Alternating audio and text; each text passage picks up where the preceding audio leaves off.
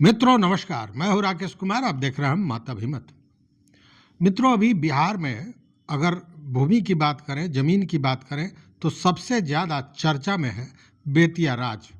और बेतिया राज के जमीन का अतिक्रमण वो कैसे मुक्त होगा, और उसका कारण कई है कि राजस्व परिषद के अध्यक्ष सदस्य के पाठक, जो वरिष्ठ आईएएस हैं, आप जानते हैं उनको, उनका आगमन 10 तारीख को होना था।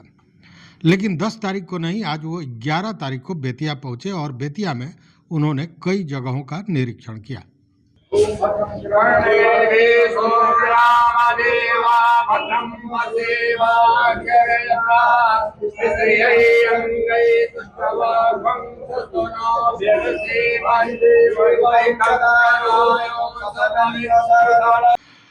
अब के पाठक बेतिया क्या पहुंचे कि अतिक्रमणकारियों में हड़कंप मच गया। कारण भी था कि के पाठक बेतिया पहुंचे और बेतिया में अतिक्रमित जो भूमि है, उन भूमियों का भी कई जगह निरीक्षण उन्होंने किया। साथ में अभिलेखागार का उन्होंने निरीक्षण किया, जहां सारे कागजात दस्तावेज हैं। वहां एक और कारण था कि उन दस्तावेज को डिजिटलाइज करना था। और इसी बीच में आप जानते हैं कि जो ये स्कैनिंग करने का काम जिस एजेंसी को मिला था, उसको ब्लैकलिस्टेड कर दिया गया था, क्योंकि काम की गति बहुत धीमी थी। तो अभिलेखागार भी गए के पाठक, साथ में वो रानी निवास गए, राज कचहरी गए, शीश महल को देखा, फांसी घर, जवाहरात खाना, राज परिसर में जो मंदिर है वो देखा उन्होंने, रानी आरामगाह, गौनौली, अमवामन और राजदेवड़ी आदि का निरीक्षण किया। निरीक्षण करने के बाद उन्होंने जो सबसे महत्वपूर्ण बात बताई वो ये था कि ये जो ऐतिहासिक पुरातन भवन हैं, इनको अपने मूल रूप में सुरक्षित रखने का निर्देश उन्होंने दिया। ये सबसे बड़ी बात है, क्योंकि कहीं परिवर्तन नहीं करना, जो उसका स्ट्रक्चर है, जो उसका मूल रूप है, उसी में उसको सुंदर और अत्याधुनिक बनाना है। इसका निर्देश उन्होंने दिया। पिछले दिनों आपको याद होगा कि 1,36,00,000 रुपया का भी आवंटन इस काम के लिए किया गया था। लेकिन इन सारे चीज़ों के बाद के पाठक जब अतिक्रमित भूमि पर घूमने गए तो उन्होंने साफ और स्पष्ट भाषा में पदाधिकारियों को निर्देश दिया कि अतिक्रमणकारियों से अतिक्रमण मुक्त कराया जाए। जो अतिक्रमणकारी हैं वो अतिक्रमण हटा लें, अन्यथा इसको मुक्त कराया जाए। अतिक्रमण हम बर्दाश्त नहीं करने वाले हैं, स्पष्ट। तो अब इसको लेकर जो आप जानते हैं कि बेतिया राज के पास जो ज़मीन है, उसमें लगभग 50% मान के चलें कि ज़मीन जो है वो अतिक्रमित है। और अतिक्रमण में भी अगर भवन की बात करें तो 10,000 से ज़्यादा, एक आकलन किया गया है कि 10,000 से ज़्यादा लोग बेतिया राज के ज़मीन पर अपना घर बनाए हुए हैं, मतलब अतिक्रमण किए हुए हैं। अब स्वाभाविक है कि हड़कंप तो मचना है। और दूसरी ओर लोगों को, या हमने भी इस पर चर्चा की है कि जिस विधेयक को कानून बनाकर और बेतिया राज के संपत्ति को बिहार सरकार ने अपने अधीन कर लिया, उसके तहत क्या नियमावली होगा, ये नियमावली अब तक सामने नहीं आया है। इसलिए जितनी जुबान है, जितने मुंह हैं, उतने तरह के कयास लगाए जा रहे हैं। लेकिन इस पर हमने पहले भी वीडियो दिया है, और एक आशंका तो नहीं कहेंगे, लेकिन जो योजना हो सकती है उस पर हमने बताया था कि किस तरह ज़मीन को अतिक्रमण मुक्त कराया जाएगा। जो भूमिहीन है उनके लिए क्या कराया जा सकता है, सरकार किस तरह सोच सकती है, इन सारे चीज़ों पर जो सूत्रों से जानकारी मिली थी उस आधार पर मैंने बताया था। लेकिन अभी तक वो नियमावली नहीं बन के आई है। अब वैसे में जब के पाठक ने पदाधिकारियों को कह दिया कि हम बर्दाश्त नहीं करेंगे, ये जो अतिक्रमण है इसको अतिक्रमण मुक्त कराया जाए, मतलब कि अतिक्रमण मुक्त कराकर ही सरकार, या सरकार की बात ना करें, के पाठक दम लेंगे, ये बात जानी हुई है। स्वाभाविक है कि हड़कंप मचा हुआ है।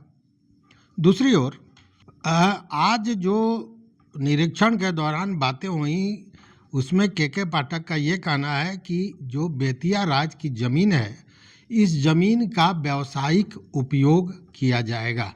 व्यावसायिक उपयोग मतलब कि इस तरह का काम किया जाएगा बेतिया राज के ज़मीन पर जिससे उस क्षेत्र का विकास हो, वहाँ रोजगार का सृजन हो और मतलब एक सुख समृद्धि में वह जो व्यावसायिक प्रतिष्ठान हो वह योगदान करे, वहाँ के लोगों के विकास में योगदान करे और इसी तरह की सोच लेकर ये सारे काम हो रहे हैं। इस दौरान जो के पाठक ने कही, उनका यह कहना है कि बिहार और यूपी के लगभग 14 जिलों में करीब 22,000 एकड़ ज़मीन है। अब देखिए, शुरुआती दौर में जो 2017-18 में जो सर्वे हुआ था और जो लिस्ट निकला था उसमें 15.5 एकड़ ज़मीन था, लेकिन बाद में ज़मीन जब अभिलेखागार में दस्तावेजों की जांच की गई, उसको छाना गया तो बहुत सा ज़मीन निकला। लगभग 1632 एकड़ ज़मीन तो केवल बेतिया में निकला। तो इस तरह सब जगह कुछ न कुछ ज़मीन बाद में भी निकला है। तो जो के हालांकि इसका एकदम एग्जैक्ट आंकड़ा उपस्थित अभी तक नहीं हुआ है, सामने नहीं आया है, लेकिन के पाठक के अनुसार जैसा उनका कहना है कि बिहार और यूपी के 14 जिलों में लगभग 22,000 एकड़ ज़मीन बेतिया राज की है। और उसमें सबसे बड़ी बात क्या है कि एक एक प्लॉट, कई प्लॉट ऐसे हैं जिसका क्षेत्रफल 100 एकड़ 50 एकड़ है, मतलब बड़ा बड़ा भूखंड है। तो बड़ा भूखंड होने का मतलब कि बड़ी बड़ी योजनाएं वहाँ काम कर सकती हैं, वहाँ लाई जा सकती हैं। और इसी को लेकर उन्होंने कहा कि भारत सरकार की national institute of urban affairs, जिसको NIUA कहते हैं, national institute of urban affairs, और पर्यटन विभाग द्वारा इन सारे चीज़ों को देखा जा रहा है, इसका जायज़ा लिया जा रहा है ताकि कौन सा प्रोजेक्ट, कौन सी योजना यहाँ लागू की जा सके जिससे क्षेत्र का भी विकास हो और बिहार का भी विकास हो, मतलब बेतिया का भी विकास हो, बिहार का भी विकास हो। इसके तहत ये योजनाएं चल रही हैं।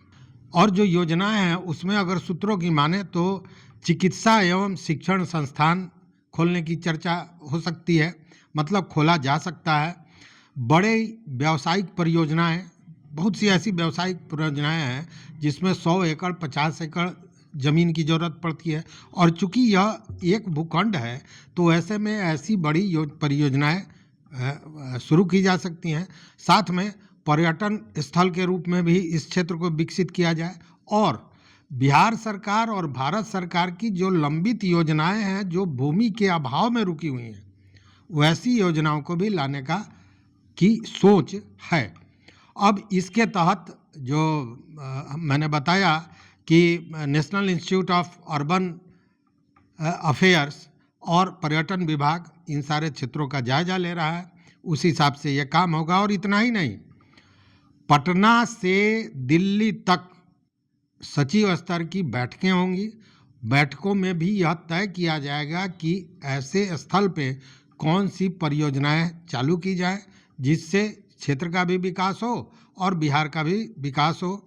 दूसरी ओर कि बेतिया राज की जो ज़मीन है उसमें बहुत सी ऐसी योजनाएं हैं जो बेतिया में, मोतिहारी में, गोपालगंज में या अन्य क्षेत्रों में योजनाएं तो हैं लेकिन भूमि नहीं उपलब्ध है, जिसके चलते वो सारी योजनाएं लंबित हैं।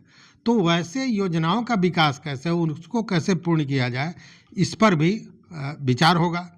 साथ ही सबसे बड़ी बात क्या है कि देखिए कि चीज़ों को आप कैसे विकसित करते हैं, यह बहुत बड़ी बात है।